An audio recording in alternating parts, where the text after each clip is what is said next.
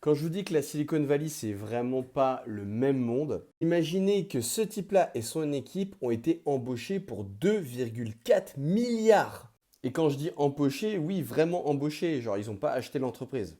Mais je vais vous raconter en détail parce qu'un jour, il y aura une série ou un film. Donc un jour, il y a cette startup qui s'appelle Windsurf, qui est un compétiteur de Cursor. Pour les non-puristes, en gros, ça vous permet de vous faciliter l'écriture du code. Et donc Sam Altman, il s'est dit, bah, ça tombe bien parce qu'on a besoin d'accélérer le développement chez OpenAI. C'est trop cool parce qu'on crée les modèles, on a le ChatGPT, mais on veut aller plus loin pour aider les développeurs. Et donc Sam, il lui fait une petite proposition pour racheter l'entreprise à 3 milliards. Donc Varoum, il est super content parce que c'est génial, il va être milliardaire et surtout ses employés vont être millionnaires. La boîte, elle a même pas 4 ans.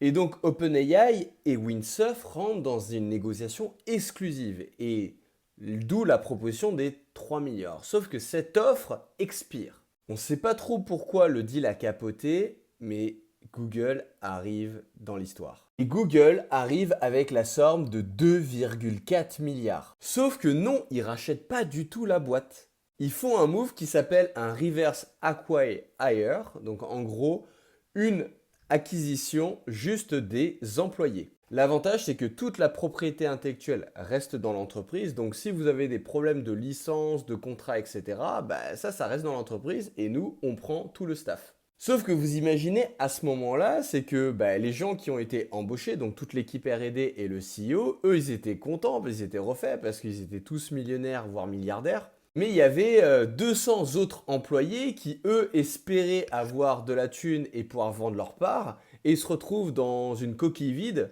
puisque l'entreprise n'a plus rien à proposer. Comme toute l'équipe de R&D est partie. Windsurf doit trouver en urgence un nouveau CEO pour remplacer le dernier qui est parti chez Google. Et il trouve quelqu'un. Ce type-là, c'est Jeff Wang. Jeff Wang était l'ancien Head of Business qui devient intérim CEO. Et ce type-là fait un move de génie. Il se dit, ok, il me reste les marketeurs et les vendeurs et j'ai perdu toute mon équipe tech.